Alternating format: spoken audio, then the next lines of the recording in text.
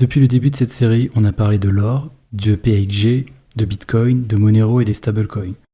Maintenant vient le moment que vous attendez tous, les notes. J'ai construit un tableau comparatif, 10 critères, une note sur 5 pour chacun, une note finale sur 20.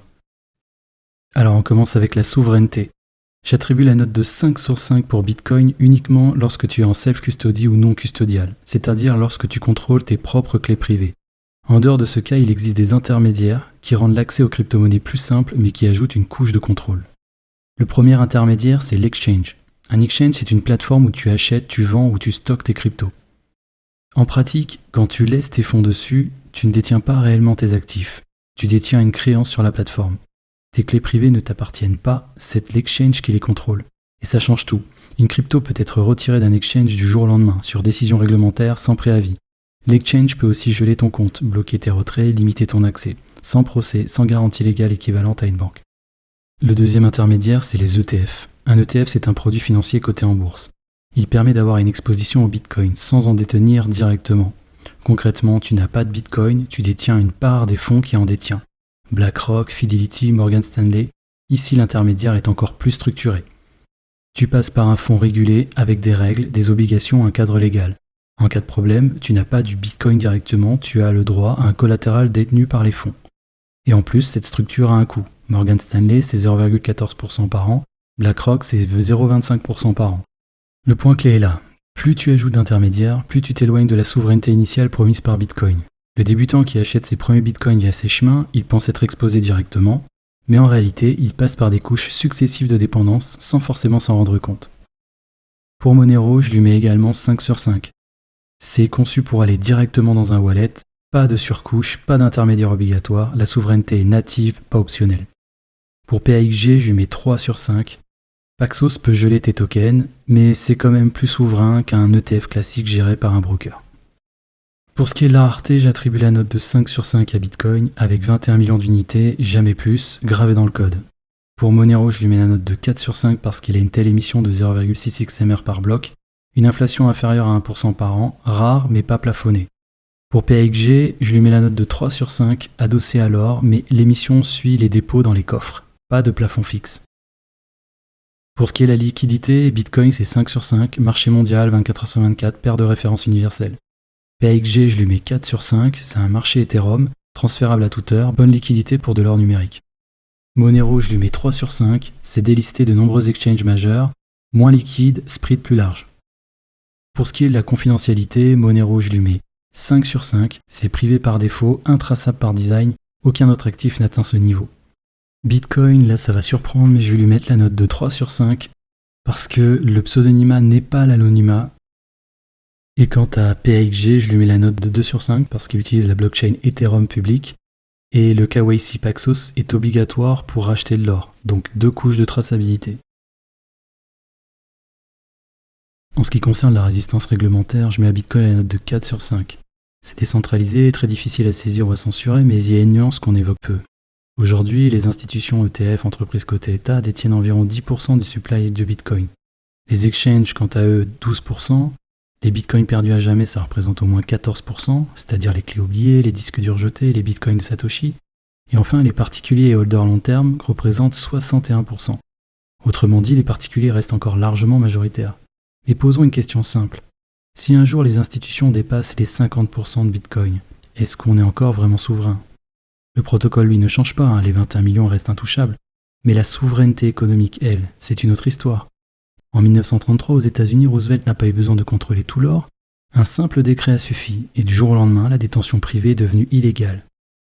Une concentration autour de 30% entre les mêmes mains, coordonnées, régulées et soumises aux mêmes juridictions, peut déjà suffire à influencer l'accès, le prix et même les conditions d'utilisation de Bitcoin. Ce n'est pas une attaque du code, c'est une attaque par la périphérie. Ce risque n'est pas immédiat, mais il mérite d'être posé. Pour ce qui est de Monero, je lui mets la note de 4 sur 5. Les personnes qui maintiennent le code opèrent sous pseudonyme, pas de siège social, pas de PDG à convoquer, réseau impossible à éteindre. Et Monero a été retiré de nombreuses plateformes d'échange sur pression des régulateurs. Binance, Kraken, ils l'ont supprimé de leur catalogue. Paradoxalement, c'est son meilleur certificat de légitimité. Si les États font pression pour l'interdire sur les exchanges, c'est qu'il fonctionne vraiment. C'est qu'il résiste vraiment à la surveillance. Un actif inoffensif n'inquiète personne. Pour PXG, je lui mets la note de 1 sur 5, c'est contrôlé par le NYDFS. Un juge américain peut geler les tokens un mardi matin, sans prévenir. En conclusion à cette catégorie, eh bien, je dirais que Bitcoin résiste par sa taille, et Monero résiste par son invisibilité. Pour ce qui est de la décentralisation de minage, Monero, je lui mets la note de 5 sur 5, c'est un random X CPU mining accessible à tous. Ton ordinateur peut participer au réseau, pas d'ASICs industriels dominants. Pour Bitcoin, je lui mets 3 sur 5 parce que les ASICs concentrés dans quelques grandes fermes, mais le hash rate colossal sécurise le réseau. Pour PXG, je lui mets la note de 1 sur 5, pas de minage, émission centralisée par Paxos. Pour ce qui est de la décentralisation du protocole, Bitcoin et Monero sont tous les deux open source. N'importe qui peut lire le code, le vérifier, le copier, c'est la même base. La différence, c'est ce qui se passe si les créateurs disparaissent. Donc pour Bitcoin, je lui mets la note de 5 sur 5, parce que Satoshi a disparu en 2011. Personne ne possède Bitcoin, aucun développeur n'est indispensable, le réseau tourne depuis 16 ans sans personne aux commandes, c'est le seul actif au monde dans cette situation. Monero, quant à lui, je lui mets la note de 4 sur 5, il existe une équipe core identifiable. Si elle disparaît, le code est open source, donc la communauté peut reprendre le flambeau et continuer, mais il y aurait une période de transition, c'est la nuance avec Bitcoin. Pour PXG, je lui mets la note de 1 sur 5, parce que Paxos contrôle le protocole, une injection judiciaire suffit à tout arrêter, le code tourne sur Ethereum, open source, mais les décisions appartiennent à Paxos. Pour ce qui est de l'agilité protocolaire, Monero, je lui mets la note de 5 sur 5.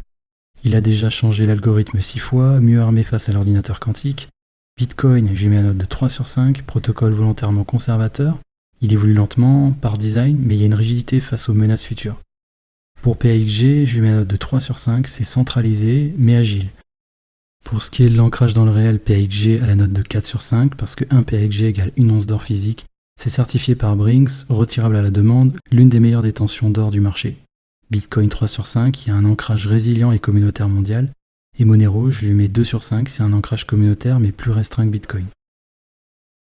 Ok, enfin on passe au potentiel de croissance. Monero, je lui mets 5 sur 5. C'est méconnu, c'est sous-valorisé, l'adoption croissante dans des régions qui fuient la surveillance financière. Le delisting, paradoxalement, renforce sa légitimité.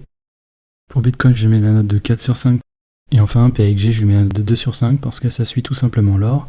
C'est un actif de préservation, mais il n'y aura pas de croissance exponentielle attendue dessus.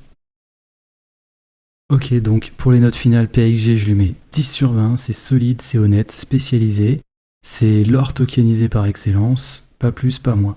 Bitcoin, je lui mets la note de 16 sur 20, c'est la forteresse indestructible universelle, quelques faiblesses assumées, traçabilité, rigidité protocolaire, mais le réseau le plus sécurisé de l'histoire.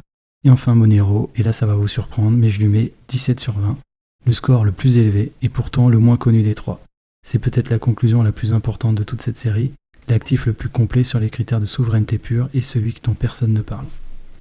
Voilà, c'est mon tableau, ce sont mes notes, pas une vérité absolue, une grille de lecture, la mienne. Si tu n'es pas d'accord, bien évidemment les commentaires sont faits pour ça, n'hésite pas, juste sois courtois. Et dis-moi quelle note toi tu attribuerais, ça m'intéresse. Voilà, et pour tous ceux qui ont kiffé la vidéo, merci de liker, ça me permet de voir que ce que je fais c'est cool. Et voilà, je vous dis à la prochaine vidéo. Allez, sur ce, portez-vous bien, ciao.